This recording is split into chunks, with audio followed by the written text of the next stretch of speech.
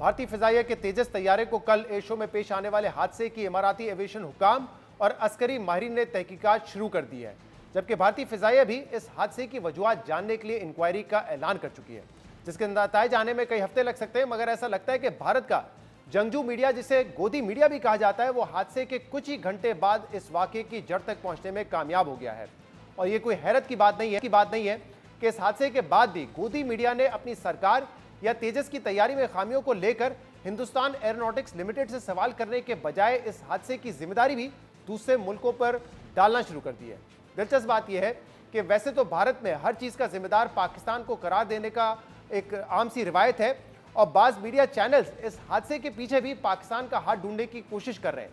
मगर भारत के नामवर एंकर अर्नाब गोस्वामी और भारत के साबिक फौजी जनरल बख्शी ने इस हादसे का जिम्मेदार अमेरिका को ठहरा दिया है। अहम बात यह कि भारत का तेजस तैयारा वैसे तो मकामी सतह पर तैयार करता है, लेकिन इसका इंजन अमेरिका से दरामद किया जाता है और अब तैयारा हादसे की जिम्मेदारी उसी अमेरिकी इंजन पर डालने की कोशिश की जा रही है। अर्नाब गोस्वामी ने इल्जाम लगाया कि अमेरिका एलसीए प्रोग्राम और तेजस को अपने लिए खतरा समझता है। अमेरिका ने भारत को GE-404 इंजन की फरामी में ताखीर की।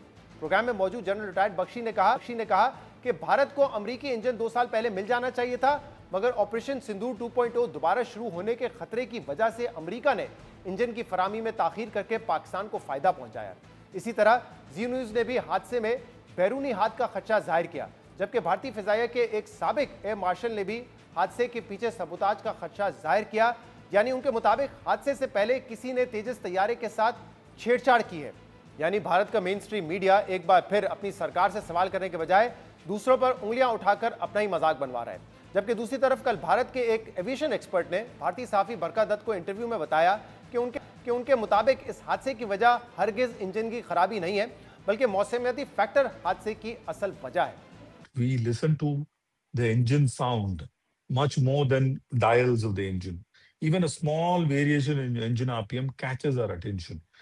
Listening to the sound, I am no doubt that there was no technical or engine malfunction. Why do To me, you say that? Why do you say that?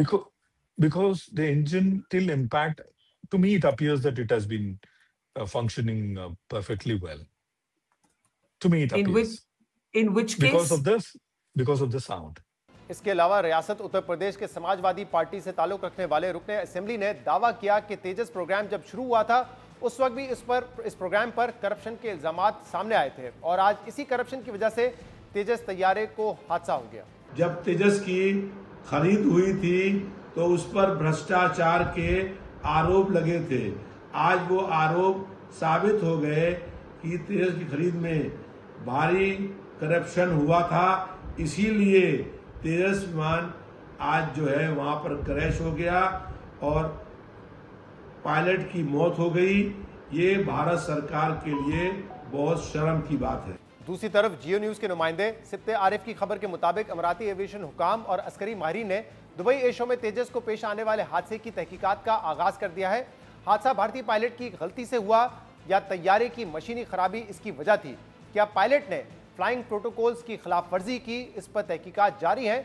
जबकि Dubai air show मुंतजिमीन का कहना है कि air show में फिजाई करतब की 300 foot बुलंदी लाजमी थी, इसलिए इस बात की जांच जारी है कि क्या भारतीय तैयारा 300 फुट की ऊंचाई से नीचे आया था।